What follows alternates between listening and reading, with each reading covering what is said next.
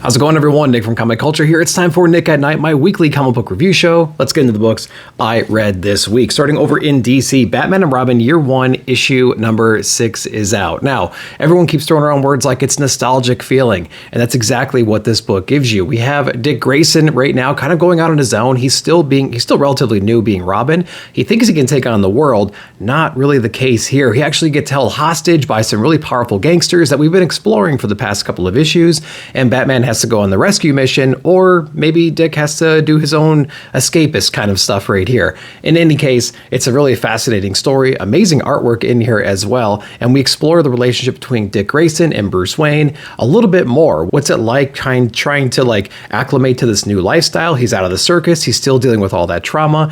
We're revisiting that whole time period right there, but it's done in such an authentic way. Great storytelling, amazing art in here too. The coloring is top notch as well. Batman and Robin Year 1, if you're into that kind of time period, you're really going to enjoy this one. Check out number 6 out now. Continuing DC, we have Detective Comics 1095. So this is kind of re-exploring some of the Joe Chill early days of that origin story and like his motivations for killing Bruce Wayne's parents and things like that. Who was with him? What was going on in Joe Chill's life? We explore that a little bit more in here. There's also that pharmaceutical company element here. They're basically selling you the fountain of youth, so to speak. There's a lot of shady business going on around that, like what exactly is in this compound and everything. And so, Bruce Wayne, Batman is trying to tackle all of these new things. What does he do about the new information he learned about Joe Chill? And how is he going to be handling this like fountain of youth, essentially poisoning that he's been getting and they've been distributing throughout the masses? What is he going to do about all that stuff? We explore all of that in here. I will say it's a pretty cool story that he's weaving together, maybe changing, retconning a lot of things or adding new elements we didn't already know about Joe Chill and that whole aspect of everything. But who knows what will stick? Who knows what actually will be impactful for the long term? Not too sure, but we're going to continue Detective Comics because it's been a pretty interesting run so far if you're not completely saturated and over Batman at this point. Next up from DC, we have Ram V on New Gods issue number 4 with that great Frizen cover right there. Really cool story. So they're actually telling two different things in all these issues right now. A little bit of backstory about what's happening maybe in the past or in other parts of the universe, essentially. That's what the first few pages of this whole run has been about. This one is more about Highfather and how he's kind of constructed his entire pantheon, right? And who are some of the key players and what are some of the elements that make all of that up.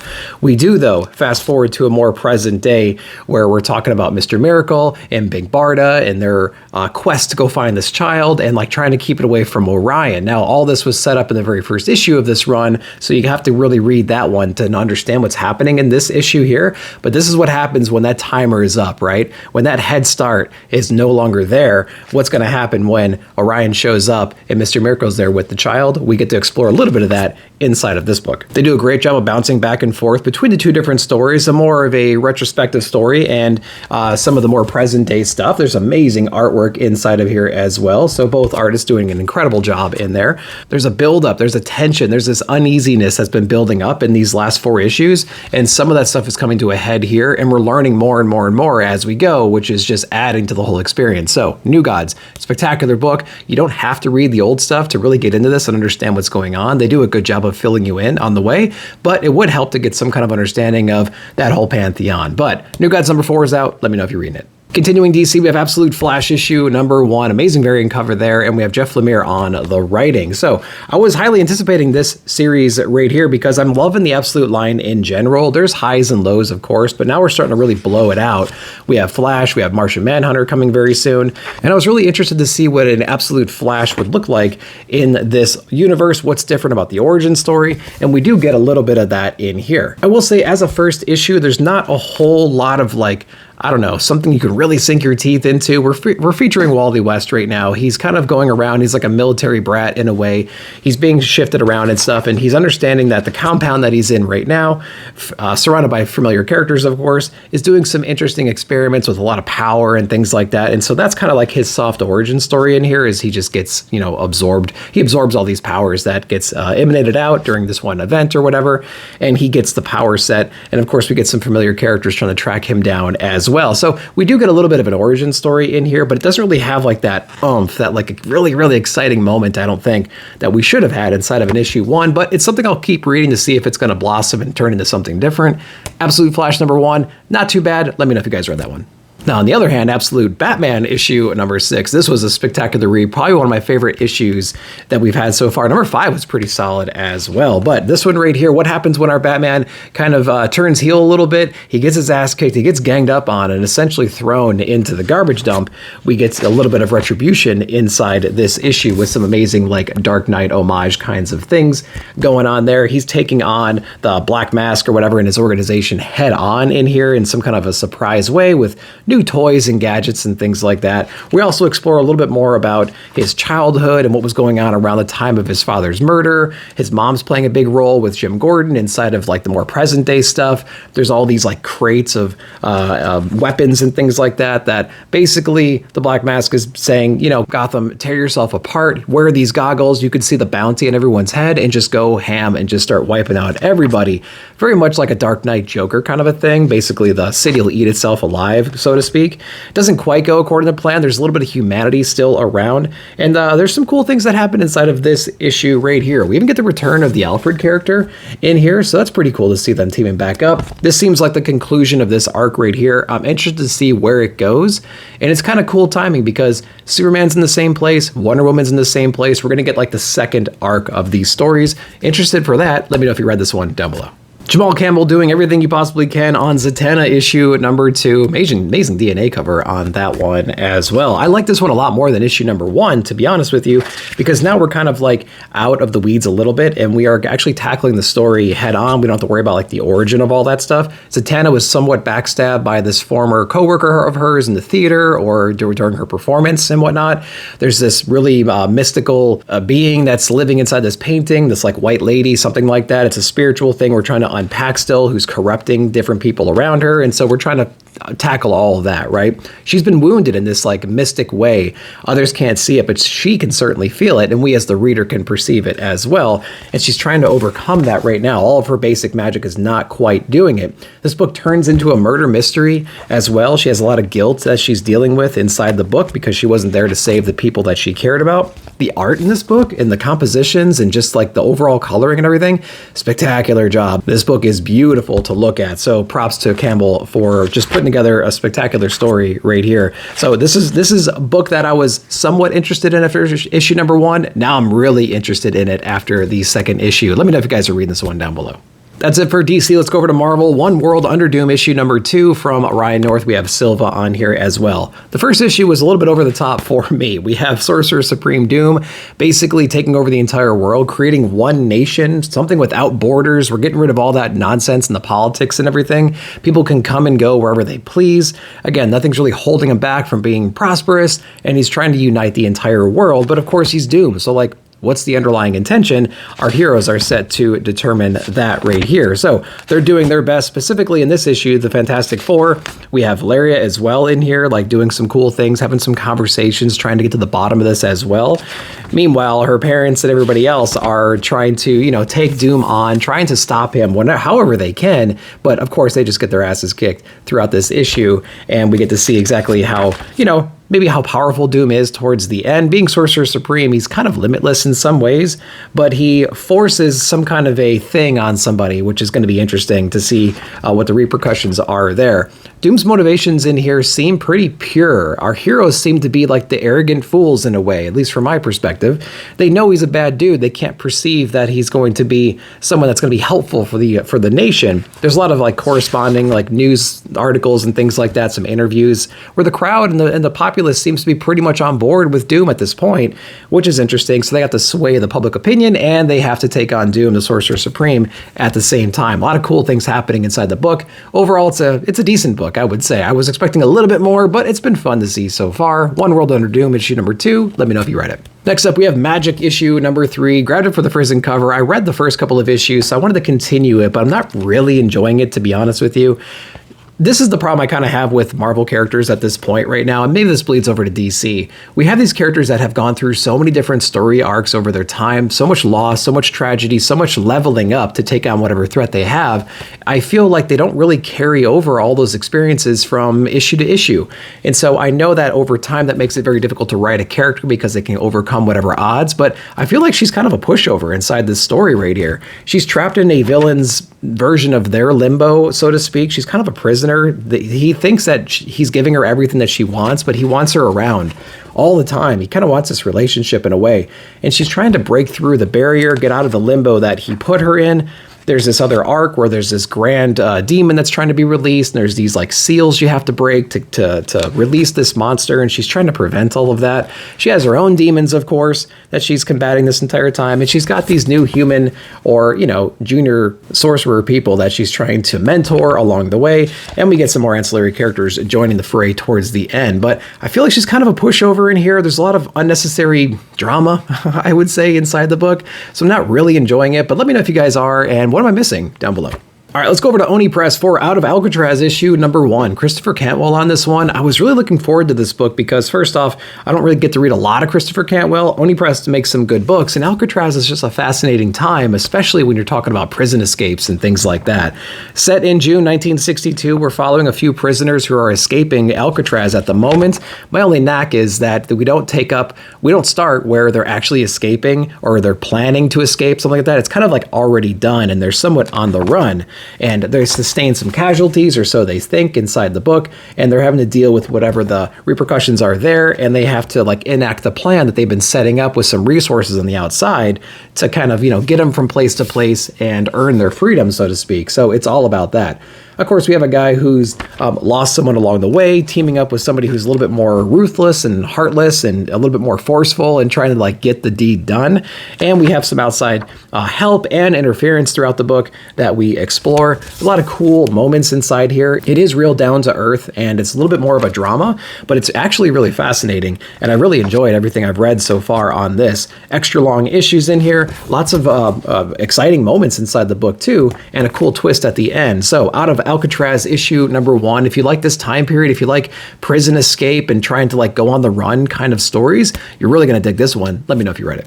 The Sacrificers issue number 15 from Rook Remender. We have Max Tremora on this one and David McCraig as well. Probably one of my favorite Sacrificers books we've gotten, and that says a lot because we're 15 issues in and it's been a solid series. One of my favorite books of 2024. Number 15 was absolutely spectacular. We have the revelation from our sun god here, Kronos, right? He understands that his daughter was kidnapped. She's being held hostage. She's even being thrown into the pool of Sacrificers.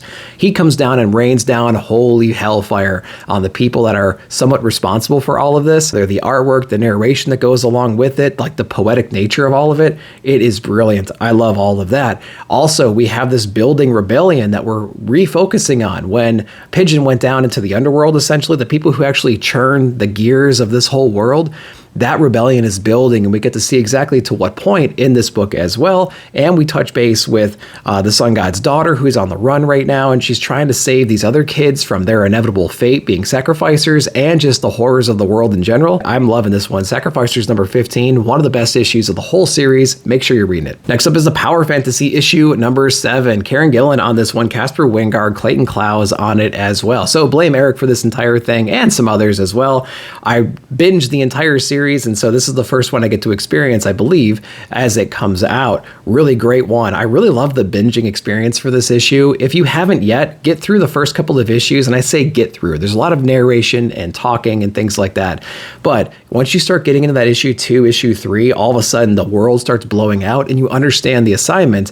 And so issue number 7 was a great issue as well, because we're exploring a little bit more about some other characters and the second summer of love and how they interacted with that whole event. Recently, we've been showcasing this more of a devil kind of a god, right? The opposite of like the angels that are there, and what her role is on the world and some of the regrets and day-to-day stuff that she's dealing with. So Val is tackling that at the moment. We were also introduced to maybe her split personality or a different character. I need to unpack that a little bit more, of this more like euphoric type of a god who, wherever this person is, wherever this deity is, it's influencing the world around them, and they're putting them in like this, like almost like a drugged high state. And it's kind of cool to see like that hippie era, that second summer of love, flourish inside there. And it's been really interesting to see how all these characters connect. Really, this is like a Game of Thrones kind of a thing. This is a chess match between all of these different players. They're all very destructive in their own nature, in their own ways, but it's how can they get together and how can they not go to completely destroy themselves and the entire world around them.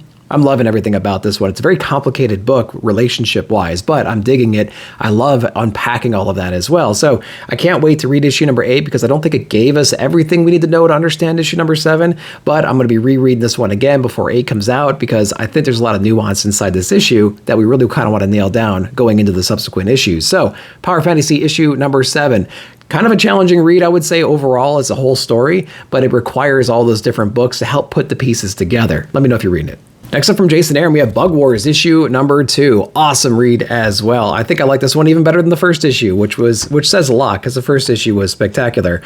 We are understanding the power of this amulet that our child found inside the house. It's able to shrink him down, Honey, I Shrunk the Kid style, and he's in basically like the battle world of like all these different beetles and whatnot. He found himself on this like chain gang right now. They're being basically sent to death into this Thunderdome type situation, and it's like the last one before this big peace treaty is supposed to be enacted, right? So they're going out with a bang. They got a lot of cool, sacrificers, so to speak, to throw into the game here. And so we're trying to understand how our powers work. We're trying to understand the different people we're locked up with, and also some of the villains and whatnot. We get to understand a little bit more about this world and how it works and how dangerous this part of the yard is right here. And we understand from our main character's perspective, like where they all fit in. Like they have statues of his brother as being this great destroyer or god or whatever with the mower and everything like that. So he's learning his place inside of this realm right now, I would say. And it's pretty cool to see him explore all of that. So Bug Wars issue number 2 continues to be very, very strong. Let me know if you read it.